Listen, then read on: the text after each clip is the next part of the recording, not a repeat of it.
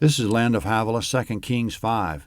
Elisha has been working a string of wonders. Now another, verse 1. Now Naaman, captain of the army of the king of Syria, was a great man with his master, and honorable, because by him Yahweh had given victory to Syria. He was also a mighty man of valor, but he was a leper.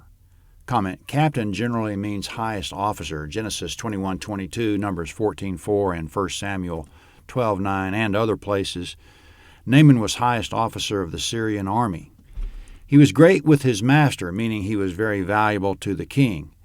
He was a leper. Leper is Hebrew sarah, which might indicate that he had almost any chronic skin disease, not just classic leprosy. But it was severe enough to be a big issue. And maybe in Syria, like in Israel, he had to isolate himself from his work, family, and society so that he was no longer functional to the king. Coming up, Naaman is married, and his wife has a little servant girl from Israel. Verse 2. The Syrians had gone out in bands and had brought away captive out of the land of Israel a little maiden, and she waited on Naaman's wife. She said to her mistress, I wish that my lord were with the prophet who is in Samaria, then he would heal him of his leprosy. Comment: the little girl remembered her past in Israel before she was captured and taken to Syria. She remembered there was a prophet who worked wonders, but she didn't recall the name. To her, he was just, quote, the prophet who is in Samaria. She has childlike faith. She says the prophet would heal Naaman. But neither Elijah nor Elisha have ever healed anyone, unless we want to count the Shunammite and her husband to enable them to conceive a son. In particular, we know for a fact that Elisha has never healed a leper. As Jesus said, quote, there were many lepers in Israel in the time of Elisha the prophet, yet not one of them was cleansed except Naaman the Syrian, Luke 4:27. But the little Israelite girl spoke by the Holy Spirit. Verse 4. Someone went in and told his Lord, saying, the maiden who is from the land of Israel said this. Comment: someone told the king what the girl said. Now the king will speak to Naaman. Verse 5. The king of Syria said, Go now, and I will send a letter to the king of Israel. He departed and took with him 10 talents of silver and 6,000 pieces of gold and 10 changes of clothing. Comment: at today's value, Naaman took with him about $325,000 worth of silver, weighing in at 750 pounds, plus 6,000 pieces of gold. It doesn't give the weight of the gold, but if the pieces were a shekel each, which is a half ounce, that would be $5.5 million worth. And there were 10 changes of clothing. Fine clothing was out of reach in the day when each thread and weave of the thread was by hand, so Naaman was carrying an absolute fortune. It's going to take multiple animals and servants to carry it, as we read later on. Now coming up, Naaman has come to the king of Israel, carrying the letter from the king of Syria and the fortune. Verse 6. He brought the letter to the king of Israel, saying, Now when this letter has come to you, behold, I have sent Naaman my servant to you, that you may heal him of his leprosy. Comment: Jehoram is king of Israel at this time. The king of Syria knows Jehoram can't heal Naaman, but he's assuming the prophet works for Jehoram, so he's telling Jehoram, please heal my captain. But the prophet already told Jehoram that he's going to do absolutely zero for him, that he won't even see him, 2 Kings 3:14. So coming up, Jehoram thinks he's in a fix. He can't explain all this to the king of Syria. He'd have to tell the king of Syria that he's out of favor with his God. That would be disastrous. Syria might attack. Now coming up, the king of Israel is reacting to the letter, but most likely Naaman isn't in the room as he reacts. Verse 7. When the king of Israel had read the letter, he tore his clothes and said, Am I God to kill and to make alive, that this man sends to me to heal a man of his leprosy? But please consider and see how he seeks a quarrel against me. Comment: Elisha only said he wouldn't do anything for the king of Israel. He didn't say the same about a captain from Syria. But the king of Israel is a victim of his assumptions, assuming that if Elisha won't do anything for him, he certainly won't do anything for this idol-worshiping foreigner. Or he's assuming that Yahweh wouldn't be able to heal. He assumes either Yahweh is unwilling or unable. We see his faulty reasoning immediately, but isn't that usually our assumption, that Yahweh is either unwilling or unable? Don't we throw up our hands immediately when the situation is impossible? Somehow Elisha heard about it as we go to verse 8. It was so when Elisha the man of God heard that the king of Israel had torn his clothes that he sent to the king, saying, Why have you torn your clothes? Let him now come to me, and he shall know that there is a prophet in Israel. So Naaman came with his horses and chariots and stood at the door of the house of Elisha. Comment: After Elisha spoke up, Jehoram sent Naaman to him. Naaman is now shown up in Elisha's front yard, and verse 10. Elisha sent a messenger to him, saying, Go wash in the Jordan 7 times, and your flesh shall come again to you, and you shall be clean. But Naaman was angry, and went away, and said, Behold, I thought he will surely come out to me, and stand and call on the name of Yahweh his God, and wave his hand over the place, and heal the leper. Aren't Abana and Pharpar, the rivers of Damascus, better than all the waters of Israel? Couldn't I wash in them and be clean? So he turned and went away in a rage. Comment: Elisha didn't come out of the house to meet Naaman. He only sent a messenger out to tell Naaman to wash himself in the Jordan 7 times. Naturally, Naaman felt insulted when the prophet didn't at least come out, and when he heard this directive to go wash himself in the Jordan 7 times, it sounded to him like a mocking insult, as we might tell someone in an insulting way to go jump in the lake. All this is compounded because Naaman's a great man, not used to being insulted, and he's come a long way. So here he is in the prophet's yard, his animals loaded with a fortune, looking like a fool after being insulted. He thinks he's been insulted, and there's nothing he can do about it. So yes, he's definitely in a rage, as it said in verse 12, so he turned and went away and took his fortune with him. That'll show the prophet. Naaman was such a great man, he didn't understand the greatness of Elisha. Elisha is such a great man in Israel that not even his servant can walk down the road without being detained by numerous people, 2 Kings 4:29.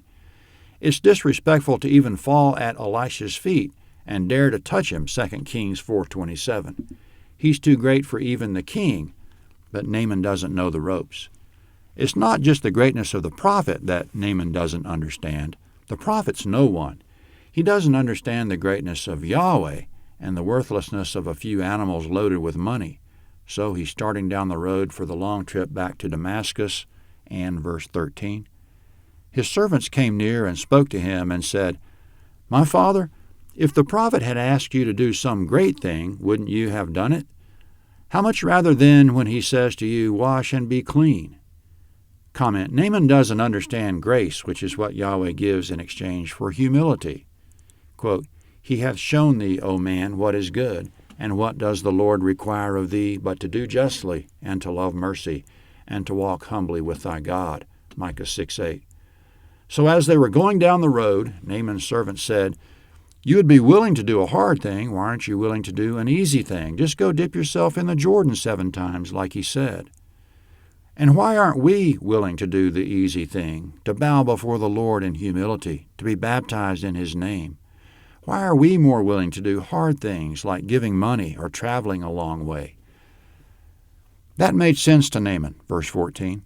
Then he went down and dipped himself 7 times in the Jordan, according to the saying of the man of God, and his flesh was restored like the flesh of a little child, and he was clean. Comment: That's how we're cleansed. It's not by giving money, feeding the poor, taking care of widows and orphans, or helping old ladies across the street. All that might be fine, but we're cleansed by humility before God, and we follow up on that humility by doing works in thanksgiving for what he's already done. We can't purchase anything from God. It's the other way around. He purchased us with the blood of Christ, 1 Corinthians 6:20, and that happened a long time ago. Therefore, we should simply acknowledge that we belong to him by our humble service. So now that Naaman is clean, what's his response? He's going to backtrack from the Jordan to the prophet's house to give thanks. Verse 15. He returned to the man of God, he and all his company, and came and stood before him. And he said, See, now I know that there is no God in all the earth but in Israel. Now therefore please take a gift from your servant.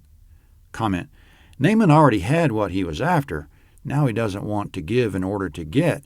He wants to give out of gratitude. He's so overwhelmed with what he's gotten, he had to return to the prophet.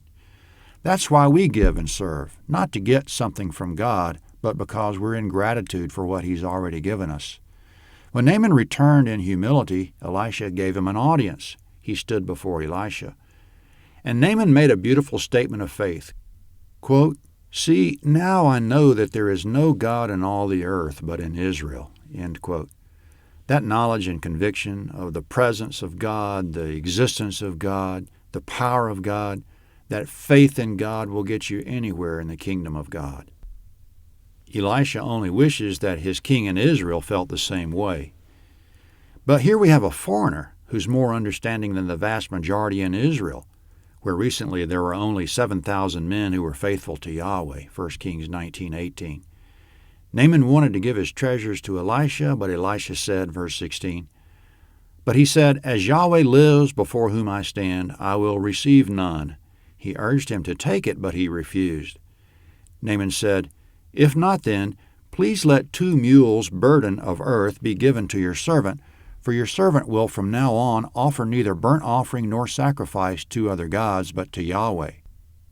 In this thing may Yahweh pardon your servant. When my master goes into the house of Rimmon to worship there, and he leans on my hand, and I bow myself in the house of Rimmon, when I bow myself in the house of Rimmon, may Yahweh pardon your servant in this thing." He said to him, "Go in peace." So he departed from him a little way. Comment, Naaman wanted permission to take some of the soil of Israel back with him so he could use it to construct an altar to Yahweh. Then he wanted permission to go into the temple of Rimmon, the god of the king of Syria, just to fulfill his professional obligations to bow there next to the king, but not in worship. He only wants to worship Yahweh. Strikingly, Elisha gave him permission to do that. So that was a great grace given to Naaman that he wouldn't lose his job and position. So Naaman departed with his retinue and fortune, his healing, joy, and faith, feeling really good, and verse 20. But Gehazi, the servant of Elisha, the man of God, said, "Behold, my master has spared this Naaman the Syrian, in not receiving at his hands that which he brought. As Yahweh lives, I will run after him and take something from him." So Gehazi followed after Naaman. When Naaman saw one running after him, he came down from the chariot to meet him and said, "Is all well?" Comment, Naaman recognized Gehazi, verse 22. He said, "All is well. My master has sent me, saying, Behold, even now 2 young men of the sons of the prophets have come to me from the hill country of Ephraim. Please give them a talent of silver and 2 changes of clothing." Comment, the foreboding music is playing because Elisha was determined to take nothing, and Gehazi is lying. Verse 23, Naaman said, "Be pleased to take 2 talents." He urged him and bound 2 talents of silver in 2 bags with 2 changes of clothing and laid them on 2 of his servants, and they carried them before him. Comment, Naaman sent 2 servants back to the house with Gehazi to carry 75 pounds each of silver plus clothing. But before they got to the house, verse 24, when he came to the hill, he took them from their hand and stored them in the house. Then he let the men go, and they departed. But he went in and stood before his master. Elisha said to him, "Where did you come from, Gehazi?" He said, "Your servant went nowhere." He said to him, "Didn't my heart go with you when the man turned from his chariot to meet you? Is it a time to receive money and to receive garments and olive groves and vineyards and sheep and cattle and male servants and female servants?" Comment, Gehazi is a picture of a minister who's motivated and tempted by money, and Elisha not. Elisha didn't say exactly why he didn't want to accept the treasure. He only asked, "Is it a time for that?" So he knew from Yahweh that it wasn't the time to take it, and we can only guess why. For one thing, there's a war coming up between Syria and Israel, and there's no need for Elisha to give the appearance that he's been bought by the enemy. In fact, it's never a good time to give the appearance of being bought. The king of Sodom wanted to give Abraham a fortune, and Abraham certainly earned it, but he said no. It just wasn't a time to accept it, and not the right person from whom to receive it. He didn't want the king of Sodom to be able to say, "I have made Abraham rich," Genesis 14:23. But we don't know Elisha's reasons exactly for not accepting the money. Elisha is still speaking to Gehazi, verse 27. Therefore the leprosy of Naaman will cling to you and to your offspring forever. He went out from his presence a leper, as white as snow. Comment: we have to be careful of our handling of finances, what we accept from whom and when. It's a matter of discernment and wisdom between us and the Lord. 2 Kings 6 is next at landofhavilah.net.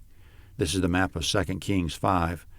The Abana and Pharpar rivers both flowed through Damascus, capital of Syria. 100 miles to the south, the city of Samaria and country of Samaria, and the Jordan River here. 2 Kings 6 is next.